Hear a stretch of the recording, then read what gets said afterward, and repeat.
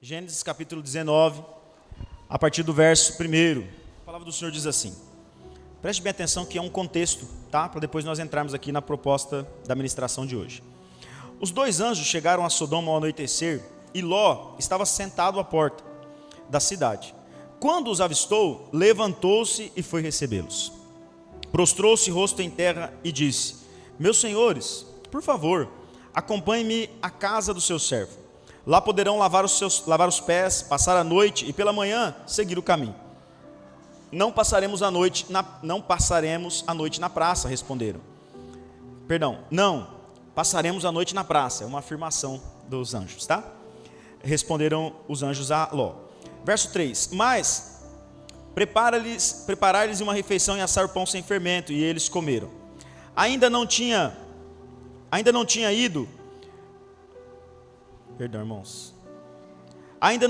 deitar-se quando todos os homens de toda a parte da cidade de Sodoma, dos mais jovens aos mais velhos, cercaram a casa. Chamaram Ló e lhe disseram: Onde estão os homens que vieram à sua casa esta noite? Traga-os para nós aqui fora, para que tenhamos relações com eles. Ló saiu da casa, fechou a porta atrás de si e lhe disse: Não, meus amigos, não façam essa perversidade.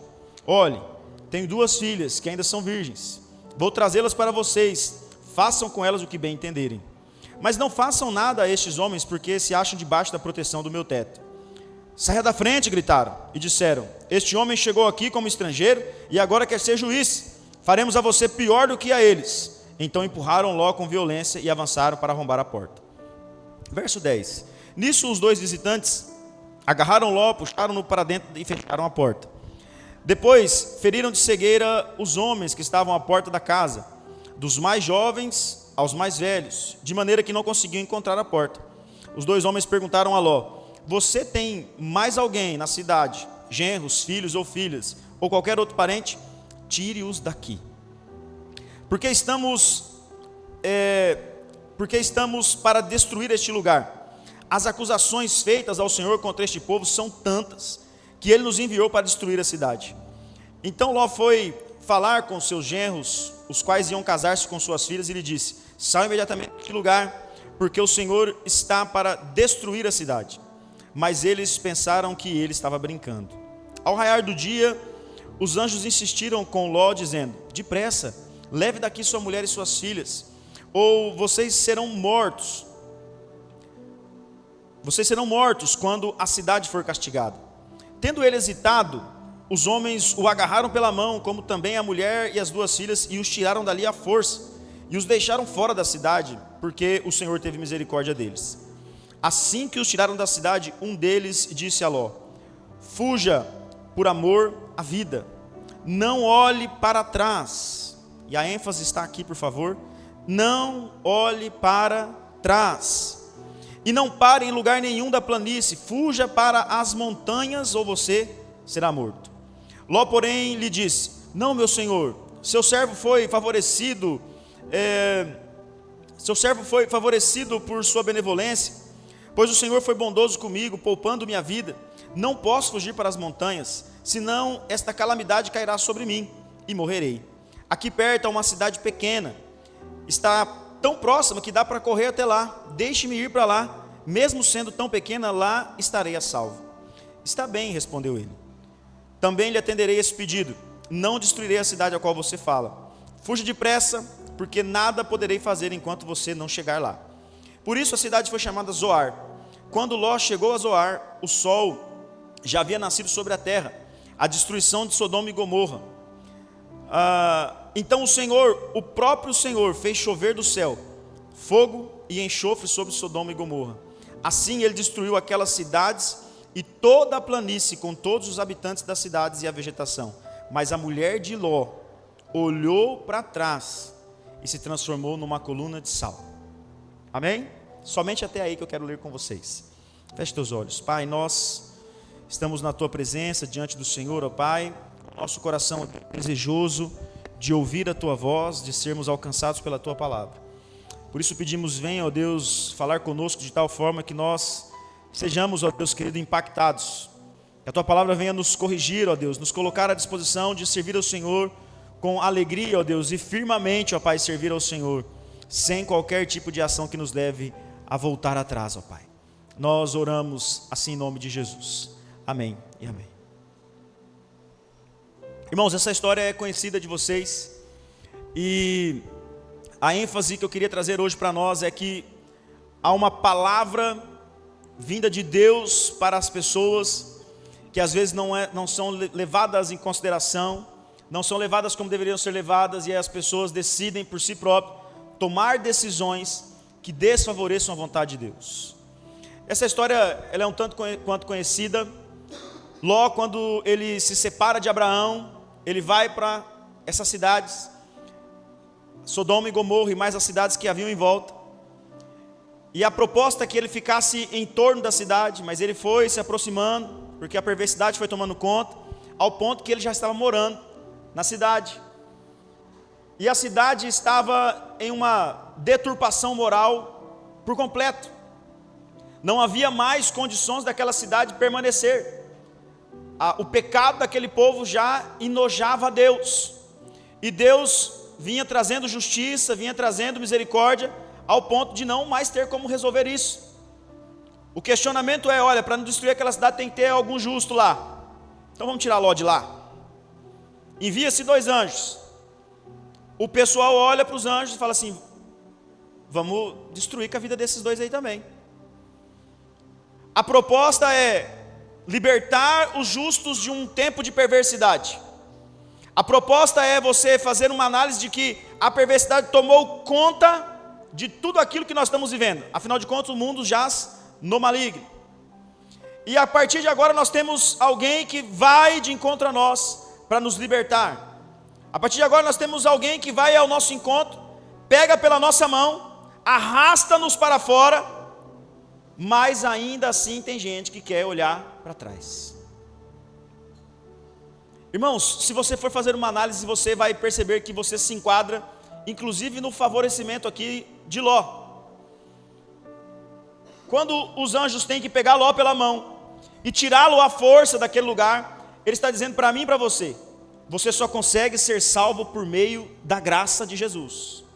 Pelos seus próprios esforços, você quer voltar para o pecado. Quem não quer permanecer na perversidade? Está tudo bem, estou lá, no meio da coisa toda. Mas a palavra de Deus, através daqueles anjos, vieram com a seguinte informação: não olhe para trás. Não tenha o seu olhar nas coisas que ficaram para trás. Se você já morreu e agora você é alguém ressuscitado com Cristo, tudo aquilo que ficou no passado não te pertence mais. Você não deve olhar para trás. Você não está salvo, querido, porque um dia você fez alguma coisa legal, você beneficiou alguém, você está salvo porque um dia Jesus te pegou pelas mãos e te arrastou para fora do pecado, da condenação, e te deu a graça dele sobre você. Mas a palavra dele continua sendo a mesma: não olhe para trás. A proposta, irmãos, é nós abrirmos a nossa mente e não nos permitir querer vagar de novo pelo pecado, querer vagar de novo pela promiscuidade, porque aquilo que eu fazia no passado não condiz com uma vida de servo de Deus agora no futuro, porque se você não teve mudança de vida do passado para o futuro, você nem servo de Deus é. Se você não teve uma mudança de comportamento antes da conversão para agora, você precisa se converter de fato ainda. Mas, irmãos, tendenciosamente nós queremos ficar, tendenciosamente nós queremos olhar para trás, mas a ordem foi nos dada: não olhe para trás. A consequência de nós olharmos para trás é a consequência que acontece com a mulher de Ló. Foi dada uma ordem para eles: olha, vai indo, não fica por aqui não, nós vamos destruir tudo, só não olhem para trás. E o Ló ainda faz uma exigência. Deus é tão misericordioso. Uma das cidades que Ló pede para ficar era alvo da destruição. Era Sodoma, Gomorra e mais umas outras cidades que tem, inclusive essa que passou a se chamar Zoar. Ela ia se acabar. Era uma cidade pequena, pequenininha. Ló falou: não, eu fico por ali mesmo. Se eu tiver que ir lá, se eu tiver que subir a planície, é muito longe.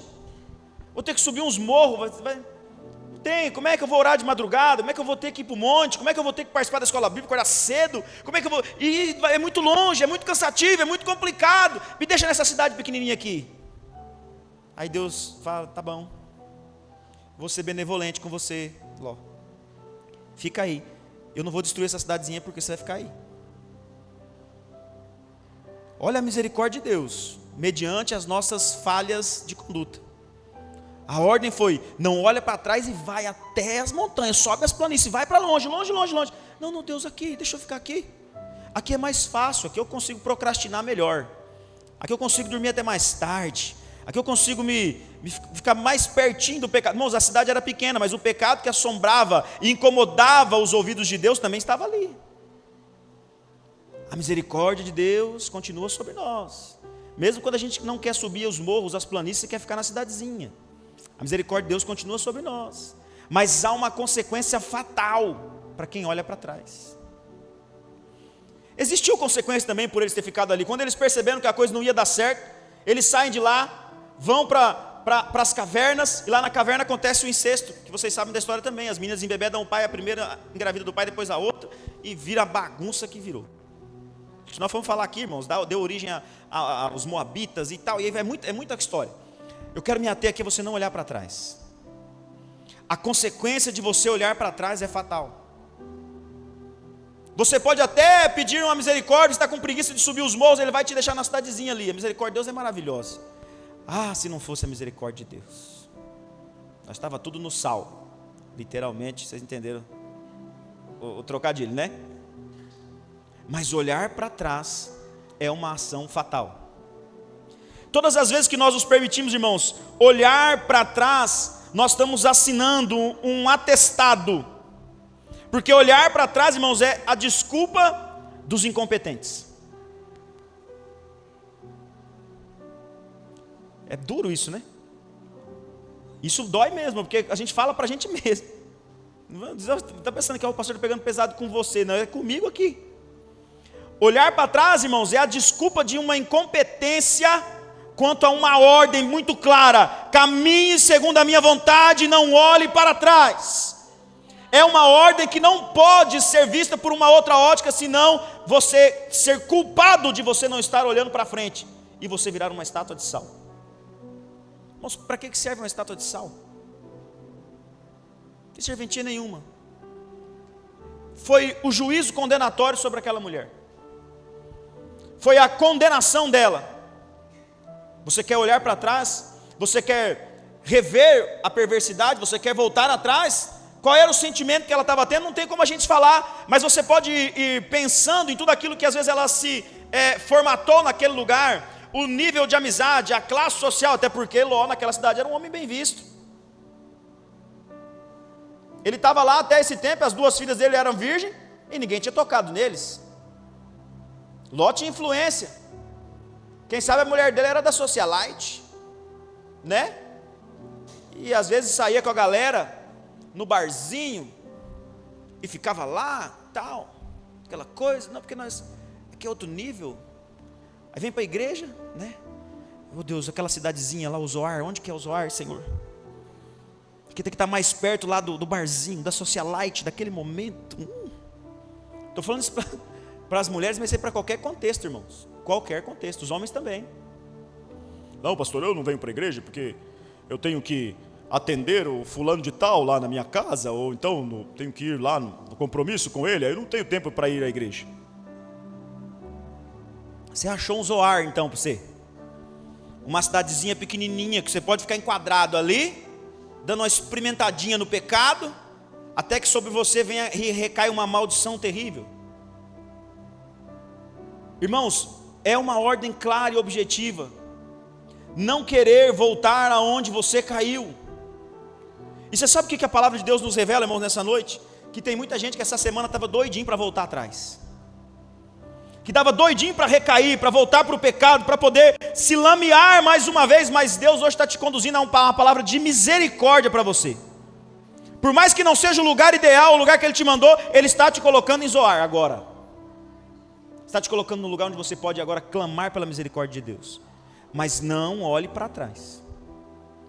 Olhar para trás, irmãos, é a desculpa dos incompetentes. Eu me comprometo com algo, eu me importo com isso, eu me importo com aquilo, de repente eu não estou fazendo mais nada. Porque, irmãos, eu me lembro muito bem, lá para o dia 30 de janeiro de 2023, eu falei, eu vou virar o ano, vou mudar a minha alimentação, vou para a academia. E aí eu falei esse mês, falei, em março eu começo, porque janeiro não deu, teve muita costelão, negócio de javali, fevereiro o bicho pegou, Hernando defumou o negócio. Desculpa de incompetente, desculpa de alguém que não tem compromisso com aquilo que falou, desculpa de alguém que não se compromete com aquilo que reverberou da própria boca. A minha esposa já fala bem assim, meu amor, para de prometer as coisas que depois você não vai fazer. Pneu da bicicleta murchou, irmão Valdomiro, e eu não andei mais. O senhor acredita? Está lá o miserável murcho para mostrar, esfregar na minha cara, você é um incompetente. Ainda há jeito para mim, irmãos, é só eu não olhar para trás. É só eu não começar a viver a perversidade que o mundo está me oferecendo, inclusive matando o meu próprio corpo. A gente tem que chegar a uma conclusão, irmãos, que olhar para trás é falta de entender a essência da sua vida, que é confiar em Deus absolutamente. A lógica do testemunho aqui, ou do testemunho da mulher que virou uma estátua de sal, é aplicar sobre nós, queridos, que se nós não caminharmos confiantes em Deus absolutamente, nós vamos querer dar uma olhadinha para ver se está tudo bem lá atrás. Será que eu deixei alguma coisa lá que era tão valoroso assim, que a graça de Deus não cobriu? Que a graça de Deus não se manifestou e mudou a história? Olhar para trás é uma essência da falta de confiança que nós temos em Jesus. Porque às vezes você, quem sabe, se comprometeu em viver uma vida com Deus, com a sua família, para com a sua família, e você está doidinho para olhar para trás, só para ver o que vai dar. Olha para quem está ao seu lado aí, com todo respeito, e fala assim, cuidado, você pode virar uma estátua de sal. Mas aí você continua falando para ele assim, olha, você sabia, fala para ele, que uma estátua de sal não serve para nada. Irmãos, eu não acredito que nenhum de nós aqui foi chamado para a inutilidade. Eu não acredito que nenhum de nós aqui foi chamado para sermos pessoas inúteis, fora do propósito de Deus. Eu sei, queridos, que as ações sodomitas, as ações, as práticas, às vezes são favoráveis a um chama, né? Lembra que eu brinquei, aquele negócio do casamento? Começa a tocar música, o pé da gente começa a fazer assim. Que diabo é esse, né, Fernanda? Que fica mexendo com o pé da gente debaixo da mesa? Chama-se natureza pecaminosa. Atrai mesmo, irmãos, vai chamando a gente. Você vacilou, você pega um velhinho e sai dançando com ele no meio do baile de terceira idade.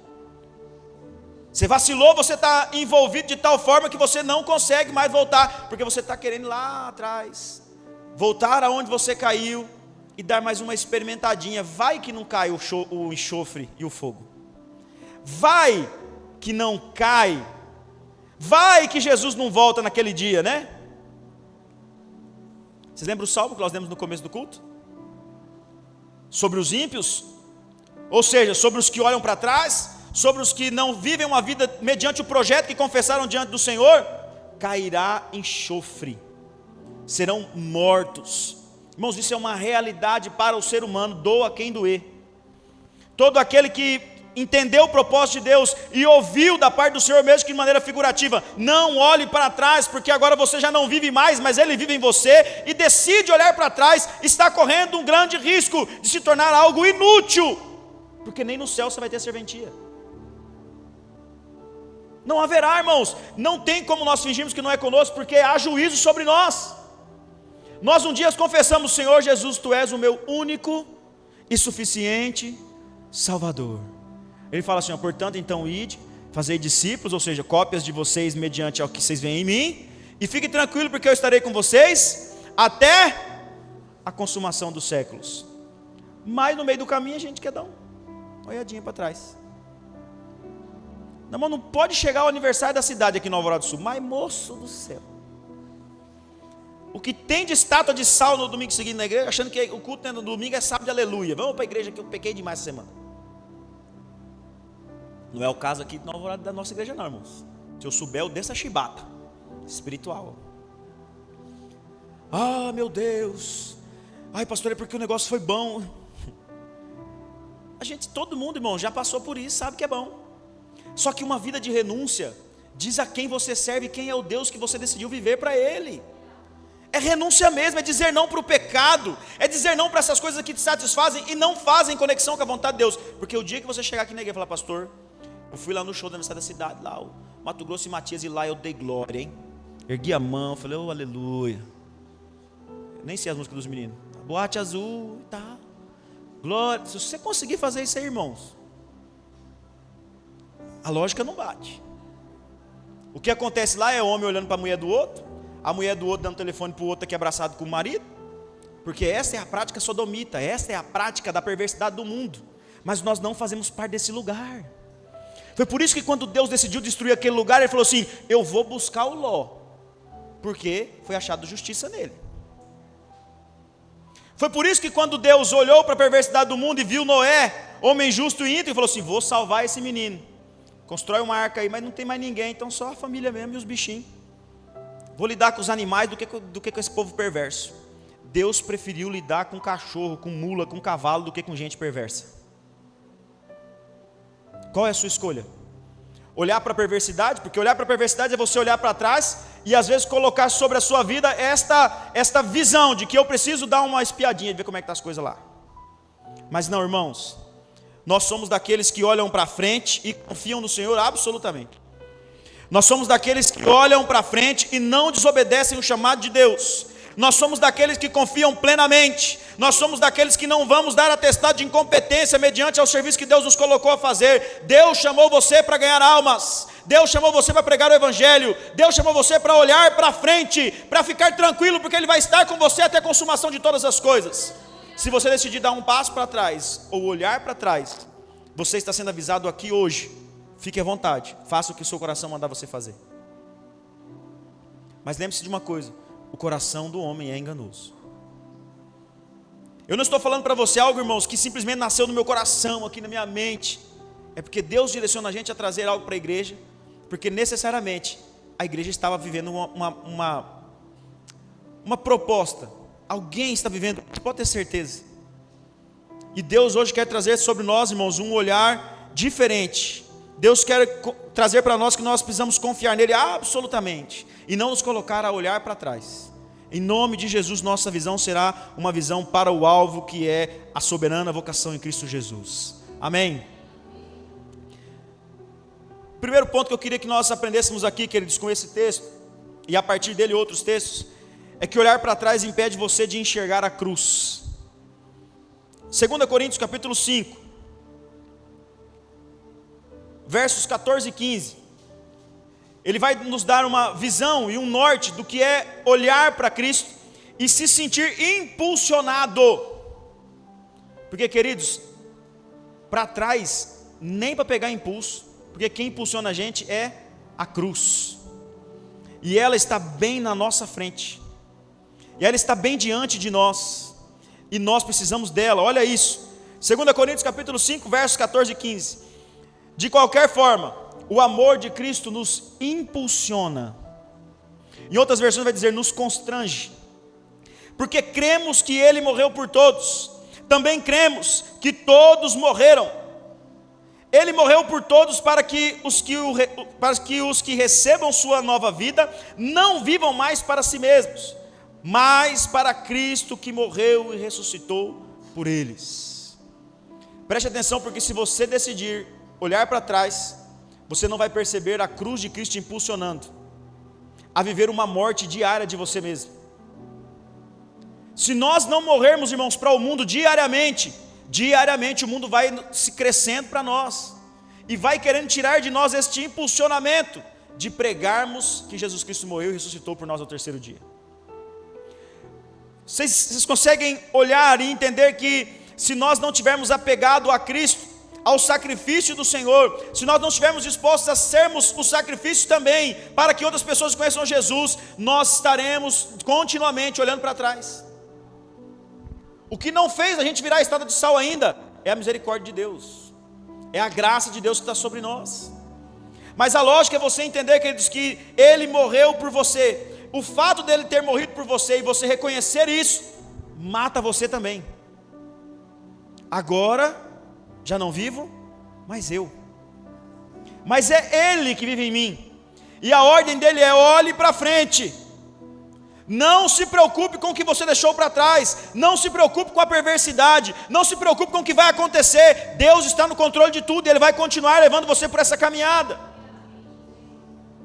Mas pastor, é difícil demais, o trem é complicado. Quem te impulsiona, irmão, não é o pastor. Quem te impulsiona não é seu marido, sua esposa, não é o projeto igreja. Quem te impulsiona é o próprio Cristo. Não adianta eu vir aqui, irmãos, e dar uma de coach. Fala, vamos lá, vocês conseguem.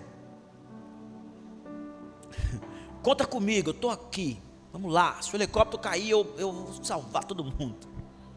Eu vou nadar, vou bater no tubarão, vocês vão ver.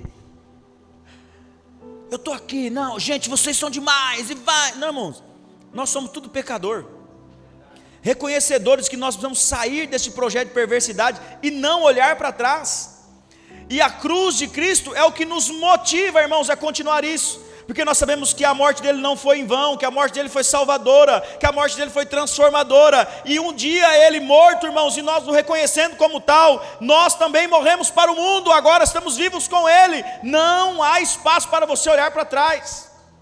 Você precisa só olhar para a direção e para o alvo. Porque Jesus está nos convidando, irmãos, a olhar e pensar nas coisas do alto. Jesus está nos convidando a pensar naquilo que Ele fez por nós. E não olharmos isso com desdém, irmãos. Se Jesus Cristo morreu por nós e nós o reconhecemos, recebemos a sua nova vida, então nós podemos dizer ao mundo: olha, Ele veio, morreu, ressuscitou o terceiro dia e Ele quer salvar a sua vida também. Não olhe para trás, esquece o pecado. Não olhe para trás. Ele já pagou o preço dos nossos pecados, irmãos. O negócio é que às vezes quando a gente quer buscar o troco, isso não está certo. Não tem troco, queridos, Ele pagou por completo. Ele fez um pix até dos centavos, para você não precisar se preocupar com isso. Não olhe para trás, porque o que te impulsiona é a cruz de Cristo. O que te mantém de pé é a cruz de Cristo. O que te mantém focado no prêmio da soberana vocação em Cristo Jesus é a cruz. Olhe para a cruz e não olhe para trás, em nome de Jesus. O segundo ponto é que olhar para trás gera em nós desânimo. Gera em nós desânimo. Porque se você for fazer uma análise fria, você não vai gostar da pessoa que você era antes de conhecer Jesus. Uns era bravo demais, outros era mulherengo demais,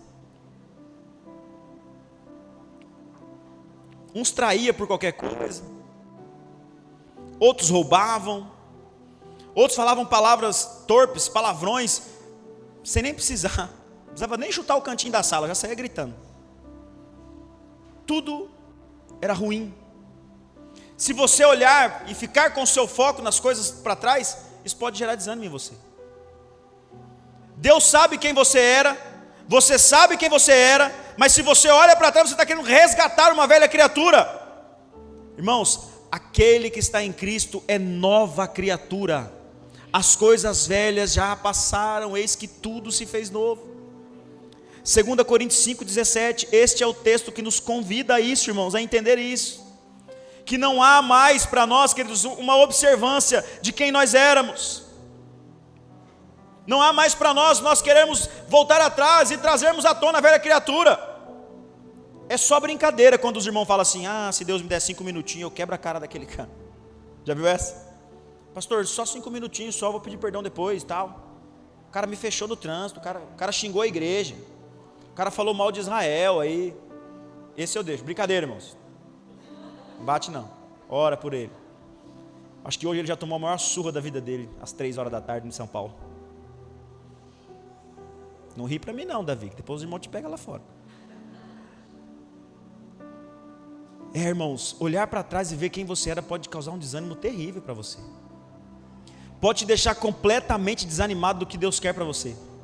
Mas não é esta a proposta que Deus nos chamou. Ele quer que nós abandonemos a perversidade de tal forma que não há espaço para um olhar, queridos, onde nós vamos querer, quem sabe, observar o que está acontecendo. Ah, mas estão matando os ímpios, o fogo está caindo.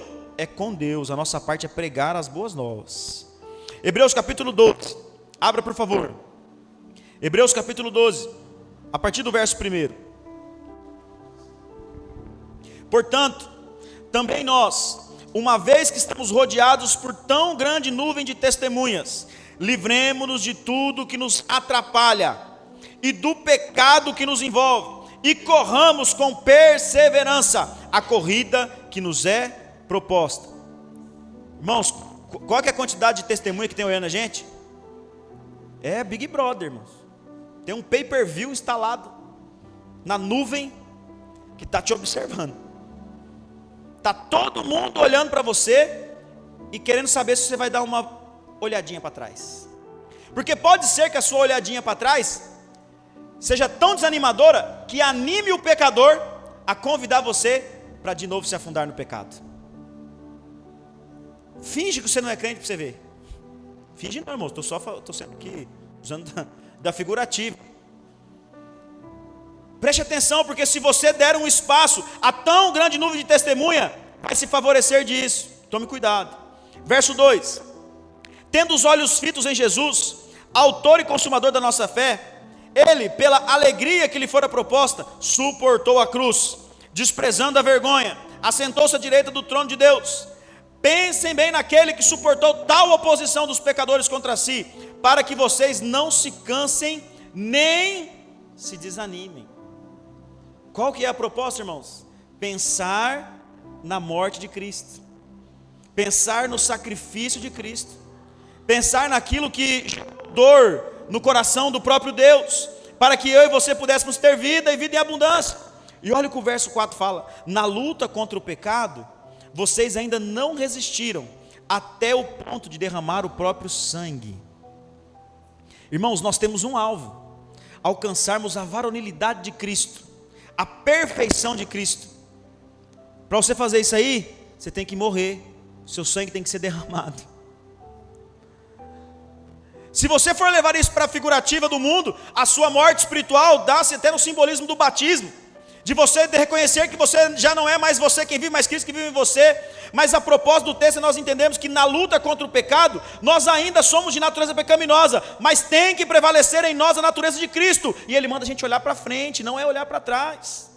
Porque se eu conduzir o meu olhar para aquilo que eu era, eu vou desanimar, eu vou me tornar, irmãos, uma pessoa arredio a uma exortação. Quando o pastor falar e aquilo pegar em mim, eu vou ficar chateado, vou ficar bravo, eu vou sair da igreja. Não é esta a proposta é convergir, é mudar a rota, é sair da zona do pecado, é você abrir os seus olhos, irmãos, espirituais e começar a pregar o evangelho como nunca antes você fez.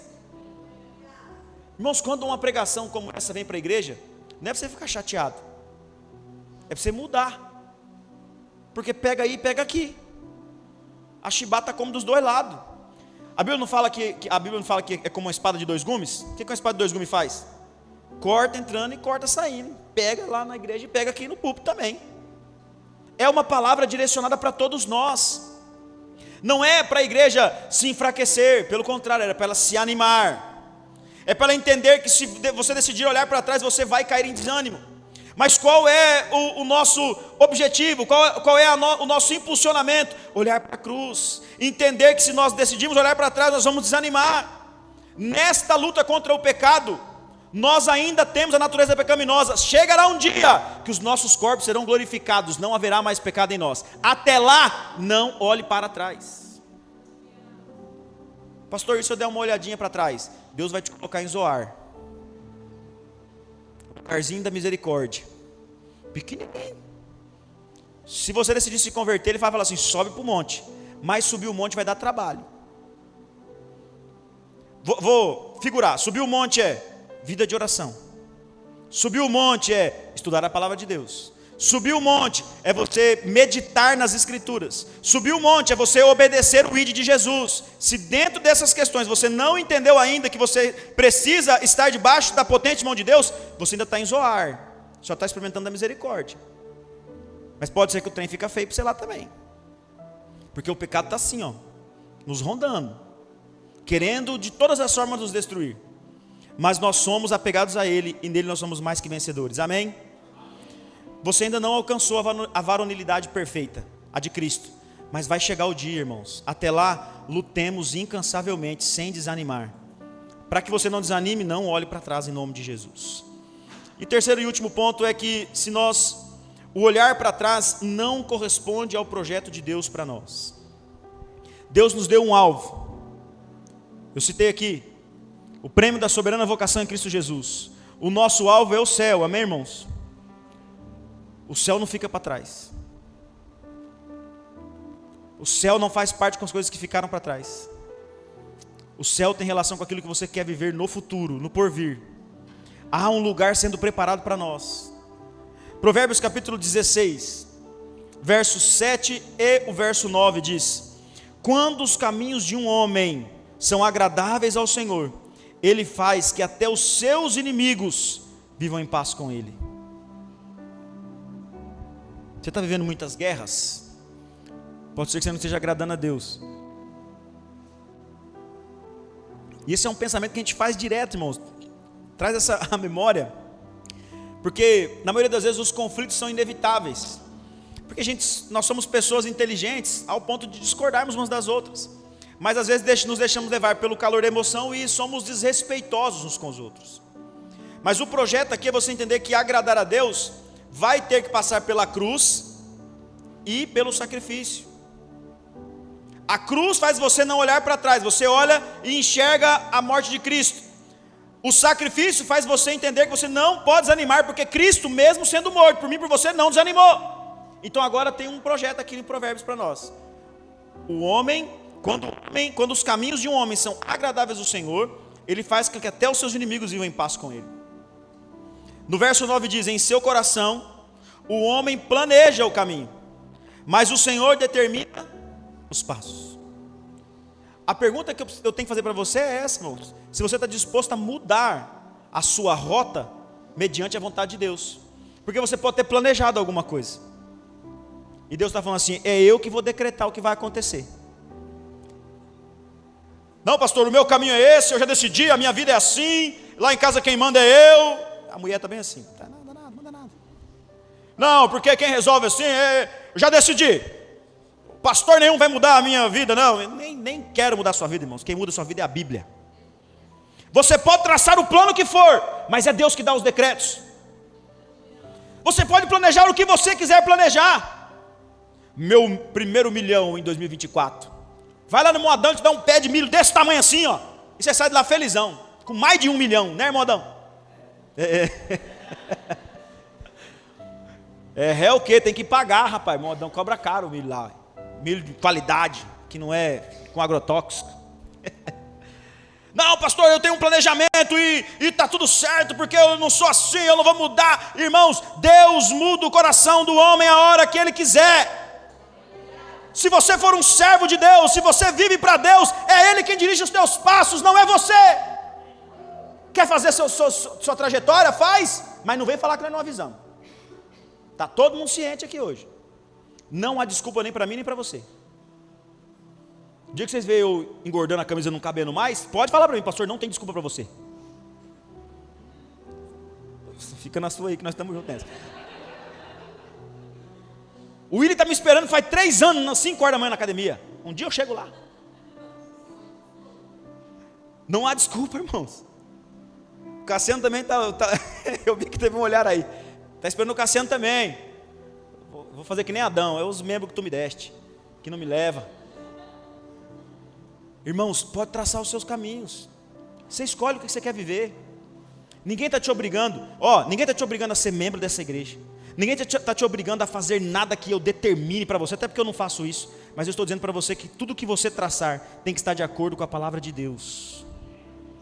Se incorre em problema com as escrituras, irmãos, não serve para você.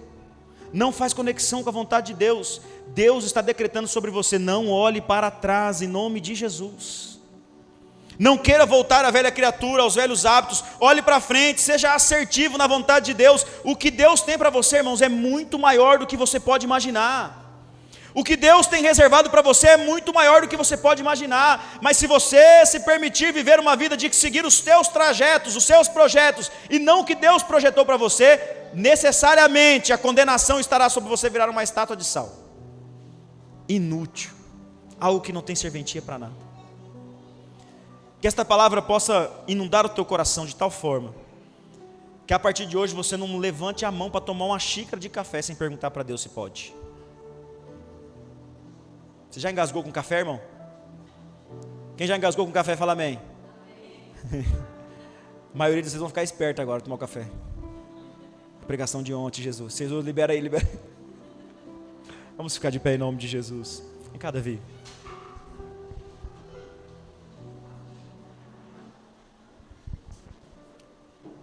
Há uma decisão para nós hoje, irmãos. Você precisa decidir hoje se você vai continuar dando uma espreitadinha no mundo, se você vai dando uma espiadinha lá para trás, se você vai continuar ali refugiado na misericórdia. Não que você deva sair da misericórdia de Deus, mas que você se posicione na obediência. Não é o texto que diz que é melhor obedecer do que sacrificar?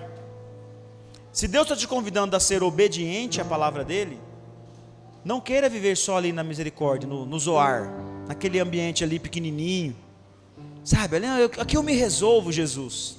Não, Jesus está nos convidando, irmãos, a viver uma nova história. Mas não é uma nova história assim, de 10 anos atrás e hoje, é uma nova história todos os dias. Você tem que ter uma mudança de conduta, de comportamento diária. É uma luta, todos nós temos isso, irmãos. O pecado fica nos assombrando, batendo na nossa porta. E esta luta não pode ser vencida, queridos, pela curiosidade de olhar para trás, pela acessibilidade ao pecado, porque o pecado está aí para você usar e abusar dele a hora que você quiser. O mundo está perverso, o mundo é uma Sodoma e Gomorra hoje. Nós não precisamos, irmãos, ir longe, não precisamos mudar de cidade. Nós estamos em um ambiente babilônico, em um ambiente sodomita. O mundo é perverso, o mundo quer destruir nossas crianças, o mundo quer destruir as famílias, o mundo quer acabar com tudo. Mas nós não somos deste mundo, nós somos do céu. E nós não vamos permitir que o mundo entre na nossa casa em nome de Jesus. O pecado vai aflorar, irmãos. Olha, eu vou dizer um negócio para você aqui, você pode até se assustar, mas a partir desta palavra o negócio vai ficar pior. Porque agora você tem consciência do que eu estou falando.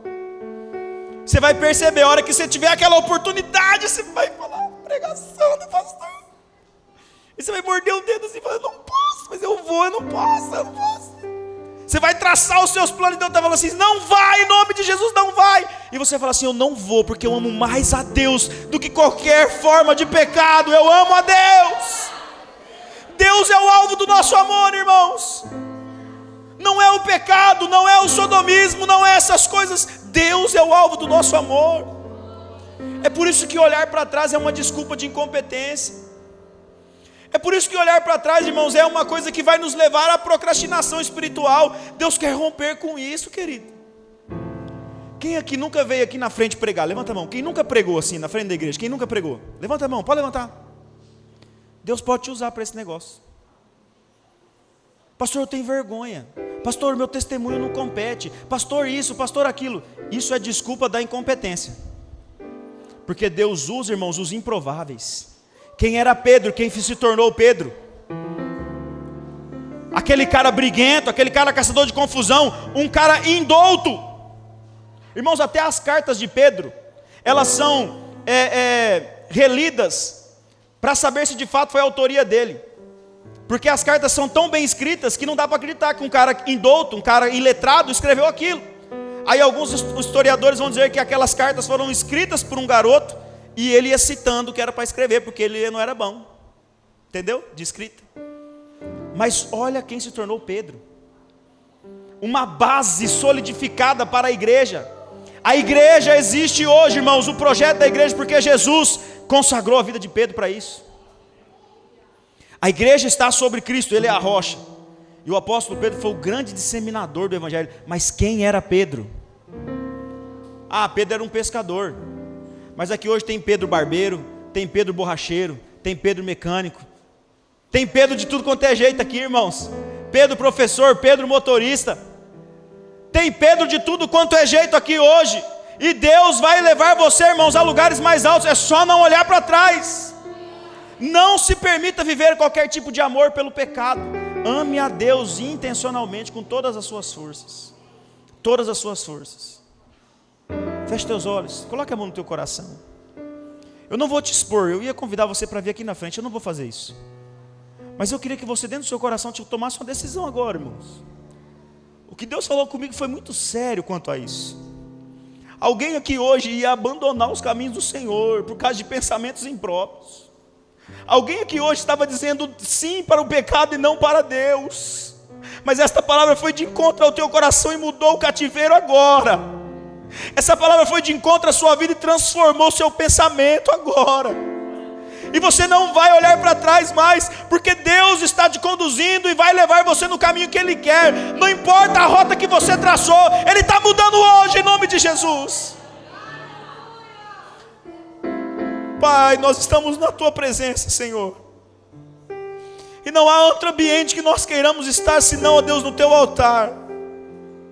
Com os nossos corações, ó Deus, totalmente dispostos e desprendidos de nós mesmos. Abertos, ó Deus, para receber, ó Pai, a exortação do Senhor, a palavra do Senhor. Aquilo que muda o nosso comportamento, Deus. Ó Pai, perdoa-nos, ó Deus, perdoa-nos.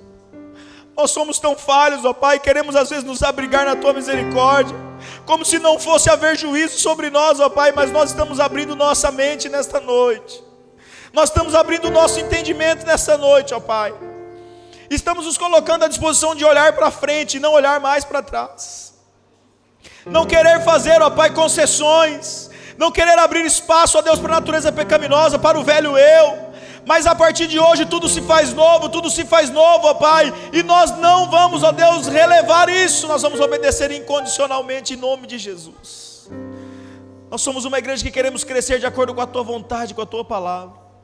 Não permita-nos, ó Deus, viver, ó Pai, uma vida de ficar voltando atrás, querendo espiar, querendo, ó Deus, voltar atrás no pecado. Abre os nossos olhos espirituais. Permita-nos viver uma grande história, ó Pai, mediante a nossa vida ministerial, mediante aquilo que o Senhor tem para nós em nome de Jesus. Que as decisões sejam tomadas aqui nessa noite, para a glória e honra do Teu nome. Nós oramos em nome de Jesus.